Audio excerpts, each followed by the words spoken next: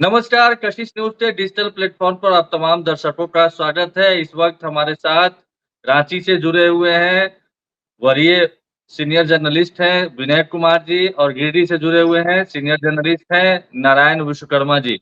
इनसे आज झारखंड की सियासत को लेकर चर्चा होगी। जिस तरीके से हेमंत सोरेन आज दिल्ली गए, पत्नी कल्पना सोरेन के साथ, उन्होंने प्रधानमंत्री मोदी और अमित शाह से भी मुलाकात की है, उनको भी न्योता दिया है। इसके अलावा जो इंडिया अलायंस के तमाम जो बड़े नेता हैं, चाहे केजरीवाल हो, राहुल गांधी हो, खड़गे हो, प्रियंका गांधी हो, सबको उन्होंने बाकायदा जा-जा करके निमंत्रण दिया है और 28 तारीख के शपथ ग्रहण समारोह में शामिल होने की बात कही। इसके अलावा एक और खबर है, जो दिन भर चर्चा सुर्खियों में रही है, वो ये कि झारखंड कांग्रेस के जो नए-नए विधायक चुने गए हैं या पुराने विधायक जो इस बार फिर से रिपीट हुए हैं, वो तमाम लोग लॉबिंग कर रहे हैं, अपने लिए दिल्ली में गए हैं और अपने-अपने लिए मतलब फील्डिंग बैटिंग करने शुरू कर दी है। और यहाँ पर भी आज दिन भर चर्चा का बाज़ार गर्म रहा, कई मीडिया हाउसेज़ में कई सारे नाम चलाए गए कि ये लोग मंत्री बन सकते हैं, इनका नाम रेस में आगे है, इनका नाम रेस में आगे है। और एक देर शाम में रविंद्र राय की पीसी हुई और उन्होंने हार के पीछे की वजह बताई और कहा कि जेएमएम जीतने के बाद और अहंकारी हो गया है।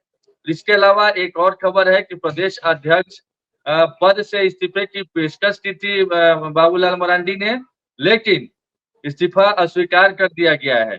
तो क्या अब बाबूलाल की जगह पर अगर बाद में चल के कुछ होता है, क्या बाबूलाल मरांडी और पद छोड़ना चाहते हैं, तो क्या चंपई सोरेन के युग की शुरुआत होगी? इस पर भी चर्चा होगी। मंत्रिमंडल में कौन-कौन शामिल हो सकता है, इस पर भी बात करेंगे और प्रधानमंत्री और अमित शाह को न्योता देने के पीछे की वजह क्या है, इस पर भी चर्चा होगी। शुरुआत करते हैं विनय सर से। आज जो मुलाकात हुई, ये आमतौर पर देखा नहीं जाता है, लेकिन इस बार शायद हेमंत सोरेन इसी के लिए जाने जाते हैं। उन्होंने प्रधानमंत्री मोदी और अमित शाह से भी मुलाकात की और उनको भी न्योता दिया है शपथ ग्रहण समारोह में आने के लिए। विनय सर। नहीं, देखिए, सबसे बड़ी बात है कि हेमंत सोरेन बहुत शालीन व्यक्ति है और शिष्टाचार में उनका कोई मुकाबला नहीं। वो जानते हैं चीजों को कि किस तरह से हैंडल करना चाहिए। और दूसरी बात, जब प्रधानमंत्री से मिलते हैं और प्रधानमंत्री को भी आमंत्रित करते हैं, तो दूसरी तरफ वो मैसेज कांग्रेस को भी देते हैं कि आप अपनी सीमा में रहें, ज्यादा आप डिमांड करने की स्थिति में न रहें। तो इसलिए वो बहुत चेक एंड बैलेंस करके हेमंत सोरेन चल रहे हैं। और एक हेमंत सोरेन के नाम पर आज मैंडेट मिला है झारखंड में, तो इसलिए वो सबको अपनी सीमा में रहने की हिदायत देते हैं और प्रधानमंत्री से पहले भी मिलते रहे। क्योंकि एक मुख्यमंत्री, प्रधानमंत्री किसी पार्टी के दल के नहीं होते हैं, मुख्यमंत्री किसी दल के और पार्टी के नहीं होते हैं। ठीक है, सिस्टमेटिक लोकतांत्रिक व्यवस्था में वो किसी दल के द्वारा चुने जाते हैं, लेकिन जब आप एक बार मुख्यमंत्री बन जाते हैं, जब आप एक बार प्रधानमंत्री बन जाते हैं, तो प्रधानमंत्री पूरे देश के प्रधानमंत्री होते हैं और सभी पार्टियों के लोग के प्रधानमंत्री होते हैं। कभी अगर हेमंत सोरेन मुख्यमंत्री बन गए, तो आज भारतीय जनता पार्टी का व्यक्ति भी कहेगा मुख्यमंत्री हमारे राज्य के हेमंत सोरेन है। नहीं, क्योंकि ठीक है विनय जी, लेकिन एक क्या क्या प्रधानमंत्री मोदी और अमित शाह आकर के सरप्राइज दे सकते हैं? क्या ऐसा पॉसिबल लगता है शपथ ग्रहण समारोह में? नहीं, जो हम लोगों के पास सूचना है, अभी तक तो प्रधानमंत्री की कोई सूचना नहीं है। जो यहाँ तैयारी हो रही है, जो प्रोटोकॉल में जो सूचना आ रही है, उसमें बंगाल के मुख्यमंत्री की चर्चा है, पंजाब के मुख्यमंत्री की चर्चा है, केजरीवाल साहब की चर्चा है, तेजस्वी यादव की चर्चा, इन लोगों की चर्चा है, प्रियंका की और राहुल गांधी की चर्चा है। तो इनकी चर्चा है। अभी अभी उनकी तरफ से कोई सूचना नहीं है, क्योंकि आप जानते हैं कि प्राइम मिनिस्टर का जब प्रोग्राम होता है, तो उनका जो सिक्योरिटी है बहुत पहले मूव करता है, पहली सारी व्यवस्था करनी पड़ती है। प्राइम मिनिस्टर को एकाएक कहीं जाना संभव नहीं हो पाता है, क्योंकि उसमें तैयारी करनी पड़ती है। लेकिन अब वो तो प्रधानमंत्री जाने या होम मिनिस्टर जाने कि क्या करेंगे, लेकिन एक शिष्टाचार मुलाकात है और हेमंत सोरेन ने एक अच्छा गेस्चर दिया है। आज तो दो तस्वीर, बहुत अच्छी तस्वीर दिखाई पड़ रही थी। एक राहुल गांधी हाथ पकड़े हुए हैं ज्योतिराज सिंधिया का, आज संविधान दिवस के अवसर पर कार्यक्रम था, तो वो भी एक तस्वीर आ रही है।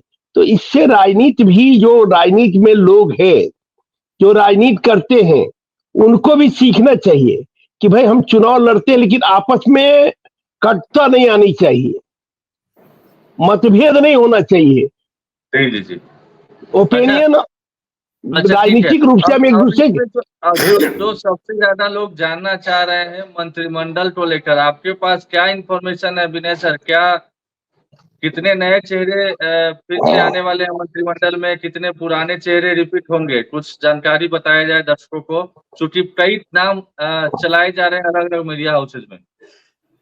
नहीं देखिए, पहले तो कई वैकेंसी हो गया, वैकेंसी को समझ लीजिए।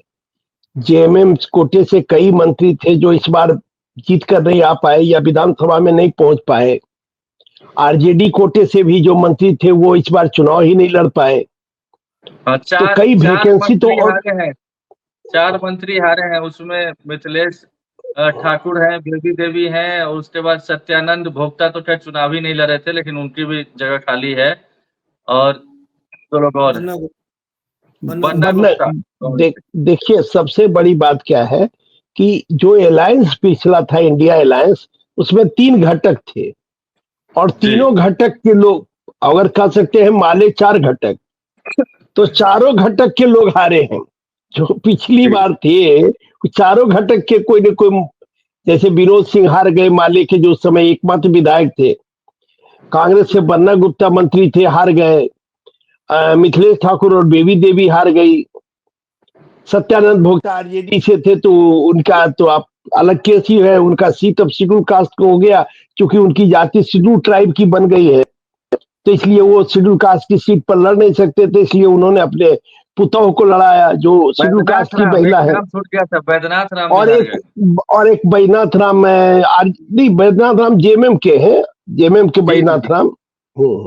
बैजनाथ राम देव। तो ये इतनी वैकेंसी तो ऑटोमेटिक हो गई जी मंत्रिमंडल में, अगर पुराने को भी रिपीट किया जाए तो इतनी वैकेंसी तो स्पष्ट दिखाई पड़ रही है। पांच मुझे जो पांच लगता हो है गए, कि 5 और 4 तो हारे हैं, और एक सत्यानंद भोक्ता, यानी मिथिलेश ठाकुर, हाँ हाँ, बैद्यनाथ राम, बेबी देवी, बन्ना गुप्ता और ये सत्यानंद भोक्ता की जगह पर इनको रिप्लेस चारे किया जाएगा। हारे 4 है, एक 5वां चुनाव नहीं लड़े।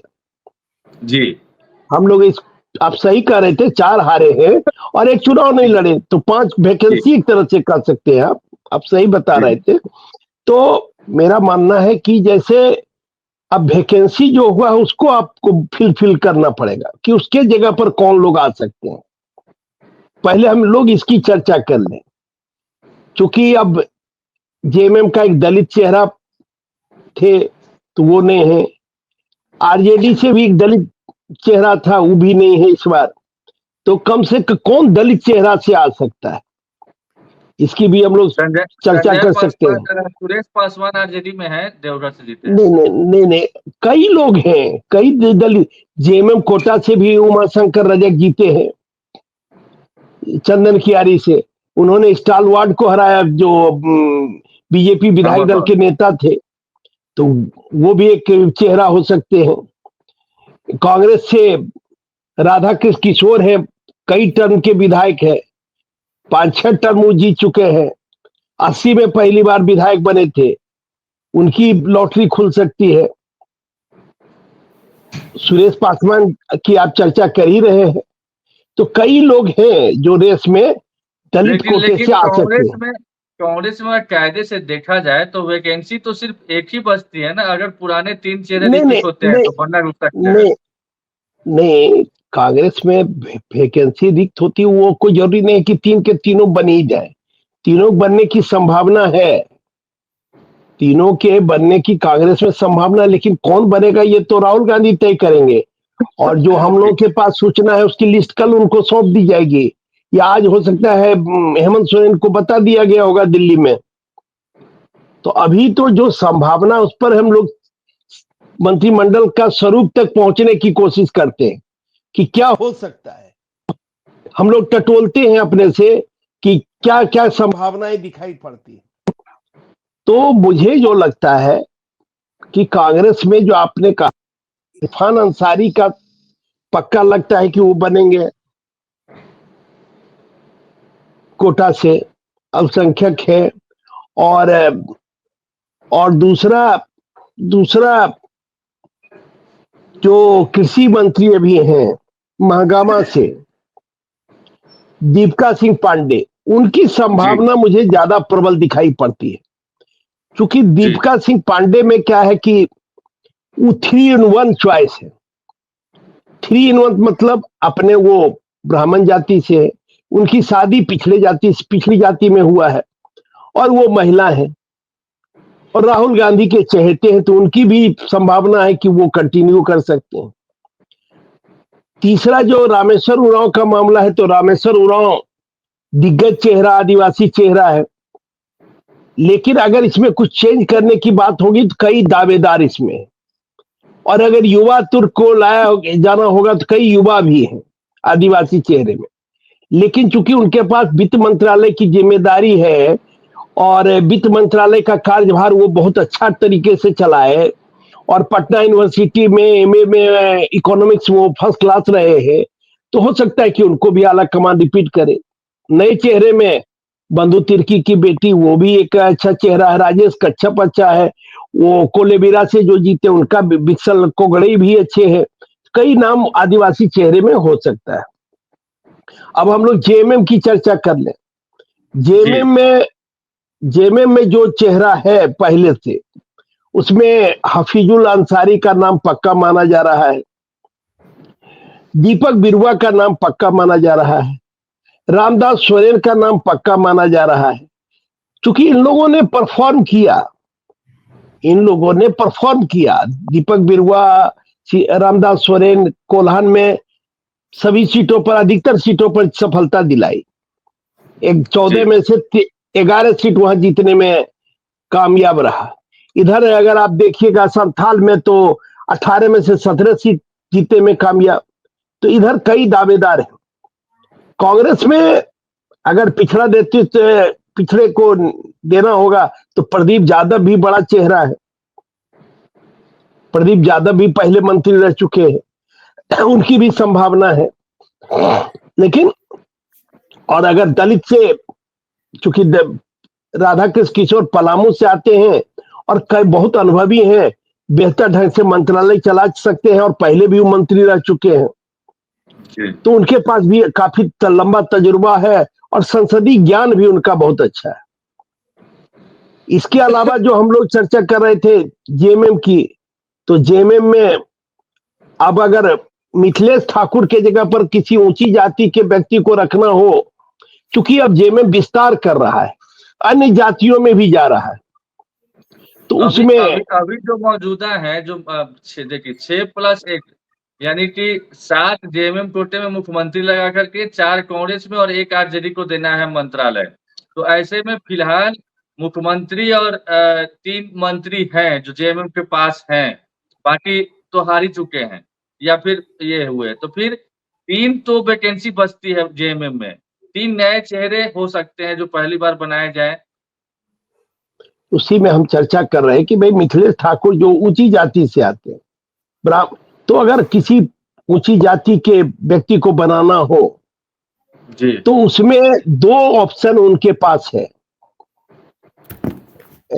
आपके जेएमएम के पास 2 लोग जीते हैं, एक अनंत प्रताप देव जीते हैं पलामू कमिश्नरी से, और एक उदय शंकर सिंह चुन्ना सिंह जीते हैं सारठ से। तो इन दोनों में से किसी को बनाया जा सकता है। चुन्ना सिंह का पलड़ा थोड़ा इसलिए भारी दिखाई पड़ता है कि चुन्ना सिंह बहुत सीनियर मोस्ट एमएलए है, पहली बार 85 में जीते थे और उनका 5वां टर्म है, और संथाल की राजनीति पर उनकी बड़ी पकड़ है। उनके कारण माना जाता है कि इस बार संथाल में देवघर सीट, मधुपुर सीट, ये सब जिताने में बड़ी भूमिका उनकी रही। तो चुन्ना सिंह की भी लॉटरी खुल सकती, क्योंकि कद्दावर नेता है। लेकिन बनाना तो दूसरा अनंत प्रताप देव के नाम की भी चर्चा ज्यादा इसलिए है क्योंकि कहा जा रहा है कि मिथिलेश ठाकुर ने उनको टिकट दिलवाया था और मिथिलेश ठाकुर चाहते हैं कि उनको मंत्रालय में जगह मिले उनकी जगह पर। ऐसी भी खबर आ रही है। नहीं, आप जो कह रहे हैं हम उसमें कहा किंतु परंतु है, लेकिन जो इस वर्तमान स्थिति है, जो हम लोग घूम रहे हैं और जो हम लोग के पास सूचना, उसके आधार पर आपको बता रहे हैं। अब ये तो तय हेमंत सोरेन करेंगे, और ये सब जो पार्टियां हैं इन पार्टियों में एक ही व्यक्ति प्रमुख होता है। लालू जी की पार्टी, शिबू सोरेन जी की पार्टी, नीतीश जी की पार्टी, चिराग पासवान, इसमें एक ही व्यक्ति तय करता है। बहुत कोई लोग सोचते होंगे कि पार्टी तय करती होगी, कोई कार्यकारिणी का सदस्य तय कर, जब कहीं कुछ नहीं होता है, उनकी क्या इच्छा है। तो मुझे लगता है, क्योंकि इसलिए आपको बता रहे हैं कि दुमका लोकसभा क्षेत्र जो है, जो परंपरागत सीट रहा है गुरु जी का, वहां से पिछले चुनाव में भी मदद मिला और वो सारा दुमका लोकसभा क्षेत्र के अंतर्गत आता है, इसलिए भी उनकी संभावना ज्यादा दिखाई पड़ती। हो सकता है कि जब क्षेत्रवार संतुलन बनाना होगा, देखिए पलामू से दो चेहरा जिनके नाम की चर्चा है, एक बताए कि अगर शेड्यूल कास्ट में लेना होगा तो उसी कमिश्नरी से राधा किशोर भी कांग्रेस से आ सकते हैं। एक वहां से संजय यादव भी जो कांग्रेस की आरजेडी के प्रदेश अध्यक्ष है, उनकी भी चर्चा है। तो कमिश्नरी वाइज भी देखा जाएगा कि कौन लोग आ रहे हैं। अगर ये लोग नहीं कोई आ पाए तो हो सकता है उनकी लॉटरी खुल जाए, अनंत प्रसाद देव की। चूंकि झारखंड में 12 से ज्यादा बना नहीं सकते हैं, तो हर कमिश्नरी का रिप्रेजेंटेशन भी कोशिश किया जाएगा कि हर कमिश्नरी से कोई न कोई चेहरा रहे। तो इसको भी पार्टी देखेगी मुझे लगता है। ठीक। तो जो संभावना मुझे दिखाई पड़ रही है उसके आधार पर कह रहे हैं। लेकिन आरजेडी में जो मुझे लग रहा है कि आरजेडी में भी, आरजेडी के पास देखिए क्या जो कॉम्बिनेशन है, 2 यादव हैं और एक शेड्यूल कास्ट के हैं और एक राजपूत बिरादरी से है। यही 4 कॉम्बिनेशन टिकट है जो जीत कर आए हैं। तो अगर आरजेडी में मुझे जो ज्यादा संभावना दिखाई पड़ रही है कि गोड्डा के संजय यादव की लॉटरी भी खुल सकती है। रेस में वो भी आगे है। हालांकि दूसरे जो संजय यादव प्रदेश अध्यक्ष है, जो हुसैनाबाद से जीते हैं, वो भी बहुत ज्यादा जोर लगा रहे हैं। अब कहीं दोनों के जोड़ में सुरेश पासवान की लॉटरी भी खुल जा सकती है, ये भी हो सकता है। चुने गए हैं सुरेश पासवान और पुराने मंत्री भी रह चुके। आशुतोष जी, विधायक दल के नेता से मंत्री नहीं बनता है। जनता दल, आप तो अभी बिहार में है, जनता दल यूनाइटेड संसदीय दल के नेता लोकसभा में कौन है? कामत। और मंत्री कौन है? ललन सिंह। तो ये कोई जरूरी नहीं कि आप विधायक दल के नेता हैं तो आप मंत्री बनिएगा। हम जो संभावना तलाश रहे हैं उसके आधार पर कह रहे हैं कि ज्यादा प्रबल, अगर मुझसे पूछिएगा तो गोड्डा के संजय यादव की संभावना हम 1 नंबर पर रखते हैं। 2 नंबर पर हुसैनाबाद वाले संजय यादव, और दोनों की लड़ाई में हो सकता है कि सुरेश पासवान की लॉटरी खुले। बिल्कुल ठीक है। नारायण जी के पास चलते हैं। और एक दो नाम की और चर्चा कर ले। अभी ये भी चर्चा चल रहा है कि भाई स्टीफन मरांडी को भी मौका मिल सकता है, लेकिन मुझे लगता है कि उनकी उम्र जो हो गई है। देखिए 2 लोग बड़े दिग्गज उधर से जीत के आए हैं, एक हेमलाल मुर्मू और एक स्टीफन मरांडी, 2 पिलर रहे हैं जेएमएम के। हेमलाल मुर्मू को तो सिटिंग विधायक का काट के टिकट दिया गया, और अगर नया चेहरा में से कहीं निकालना होगा उधर से, अगर आदिवासी में से, क्योंकि संथाल से तो खुद है, लेकिन हेमंत सोरेन के जो भाई छोटे हैं बसंत सोरेन, उनकी भी चर्चा चल रही है मंत्रिमंडल में। हो सकता है कि बसंत सोरेन को भी जगह मिल जाए। एक ऐसी भी सूचना है कि जो मिथिलेश ठाकुर का विभाग है बसंत सोरेन को दिया जाए, इस तरह की भी चर्चा चल रही है। तो कई नाम है। और जान लीजिए, अनूप सिंह कांग्रेस में, वो भी अपना हाथ पैर मार रहे पूरा। राजेंद्र बाबू के बेटे हैं अनूप सिंह, हेमंत सोरेन से भी क्लोज है, और दिल्ली में ये लोग कैंप भी कर रहे हैं। अनूप सिंह भी कैंप कर रहे हैं, प्रदीप यादव भी कैंप कर रहे हैं। तो कैंप भी लोग कर रहे हैं। कुछ लोग आरजेडी के लोग पटना में कैंप कर रहे हैं, लालू जी के यहाँ, मैंने तेजस्वी यादव के यहाँ। तो ये अभी चल रहा है, अंदर अंदर ये सारी चीजें चल रही है। कि किसको ये किया जाए। अब जैसे कोल्हान से जो एमपी है चाईबासा सिंहभूम की, उनके बेटे भी चुनाव इस बार जीते हैं। पहले वो भी मिनिस्टर रही जोबा मांझी, उनके बेटे जीते हैं इस बार। बिल्कुल बिल्कुल। तो कई लोग दावेदारी में हैं। नहीं, दावेदार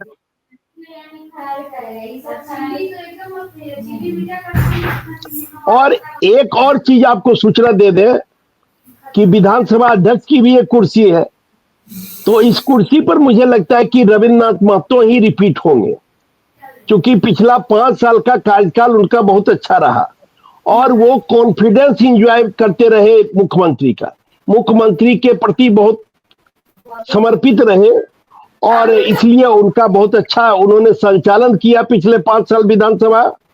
तो मुझे लगता है कि वो दायित्व फिर से कहीं रविन्द्रनाथ महतो, हालांकि रविन्द्रनाथ महतो भी चाहते होंगे कि हम मंत्री बने, हर आदमी तो मंत्री बनना चाहता है, लेकिन मुझे लगता है कि रविन्द्रनाथ महतो को फिर से स्पीकर की जिम्मेदारी दी जा सकती है। चलिए ठीक है, अब नारायण जी के पास चलते हैं। अब दूसरे टॉपिक पर थोड़ा सा चलते हैं कि बीजेपी में आज नहीं, नारायण जी से भी इस पर चला चर्चा 2 लाइन करा लीजिए। इस पर चूंकि हम लोग पहले भी चर्चा कर चुके हैं, कई सारे नाम कॉमन है जो आपने बताया है, नहीं, कुछ आशुतोष जी कुछ नया इनपुट होगा, कुछ बताने दीजिए, उसके बाद उस पर चले जाएंगे। क्योंकि ड्यूरेशन भी 20 मिनट के आसपास हो चुका है, इसीलिए हम दूसरे टॉपिक पे चलते हैं कि क्या देख पा रहे हैं बीजेपी में कि अब बाबूलाल मरांडी ने इस्तीफे की पेशकश की, अलग स्वीकार कर दिया गया है। फिलहाल पार्टी में अगर पद की उधारी की बात की जाए तो बाबूलाल मरांडी के अलावा कोई ट्राइबल फेस नजर नहीं आ रहा है या बड़ा नेता नजर नहीं आ रहा है। तो क्या चंपई सोरेन इसकी भरपाई करते हुए आपको दिख रहे हैं, यानी कि बीजेपी में अब चंपई युग की शुरुआत हो सकती है, यानी बीजेपी चंपई के हाथ में हम कमान की बात कर रहे हैं। और ये ऐसा इसलिए कह रहे हैं क्योंकि पहले चर्चा थी कि शायद वो हारने के बाद या स्थिति अनुकूल नहीं होगी, प्रतिकूल होगी, तो वो फिर वापस भी जा सकते हैं। कई जगह ये भी चर्चा का विषय बना रहा। लेकिन अब जिस तरीके से उन्होंने उलगुलान की बात की है, तो अब लग रहा है कि शायद बीजेपी से कुछ कमिटमेंट शीर्ष नेतृत्व से हुआ है क्या कि आपको ही आगे बढ़ना है, हम तो आगे बढ़ाएंगे। नारायण जी, विनय जी ने मंत्रिमंडल विस्तार के बारे में जो कुछ कहा, शायद वो हम भी वही बोलते जो वो कह रहे थे, इसीलिए उस पर पटाक्षेप कर दिया गया। हम लोग पहले भी डिस्कशन कर चुके थे। मेरा भी इशू वही था, चंपई युग का शुरुआत आप कह रहे हैं और एक तरफ बाबूलाल मरांडी के बारे में कह रहे हैं कि उनका इस्तीफा अस्वीकार कर दिया गया दिल्ली आला कमान के द्वारा। सबसे बड़ी बात यहाँ ये है कि बाबूलाल जी 3 दिन पहले, माफ कीजिएगा 2 दिन पहले, उन्होंने वहां से खबर आई प्रदेश अध्यक्ष नहीं रहना चाहते हैं। इसके पीछे जो जब समीक्षा, हार की जब समीक्षा होगी, शायद 3 दिसंबर को शायद समीक्षा होने वाली है, वो तो दिल्ली में होगी, यहाँ नहीं शायद होगी, यहाँ बाद में हो, लेकिन 3 दिसंबर को दिल्ली में समीक्षा होगी हार को लेकर। उसमें जो हार को लेकर कहा जा रहा है, उसमें 2-3 बिंदु जो मुझे जानकारी मिली है, उसमें जो हारे हुए प्रत्याशी हैं उनको भी आना है, उनको भी बताना है कि आपकी हार हुई तो क्यों हुई। दूसरा, वहाँ के जो सांसद थे, 14 सांसद जो थे, उन्होंने अपने क्षेत्र में उन विधानसभा प्रत्याशियों के लिए आपने क्या किया, किस तरह की रणनीति बनाई और कितने चुनाव प्रचार आपने किए और कहाँ कहाँ गए और क्यों नहीं गए, और नहीं गए तो क्यों नहीं गए। ये सब सवाल भी उठेंगे जो बातें चल रही है। अब इस पर बाबूलाल जी ने अपना तुक्का छोड़ दिया कि हम अध्यक्ष नहीं रहना चाहते हैं। क्या यही बात अर्जुन मुंडा की ओर से या फिर मधु कोड़ा की ओर से, ये चंपई सोरेन की ओर से, हार के बाद एक प्रतिक्रिया स्वरूप उन्होंने अपना इस्तीफा भेजा? स्वीकार होना नहीं होना वो पालकमान की मर्जी है।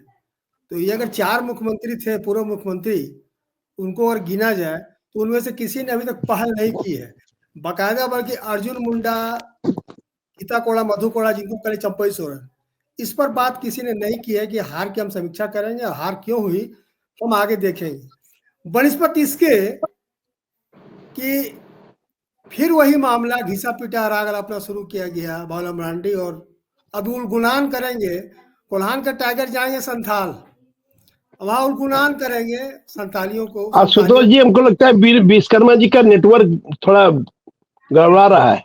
मेरी आवाज मिल रही है आपको?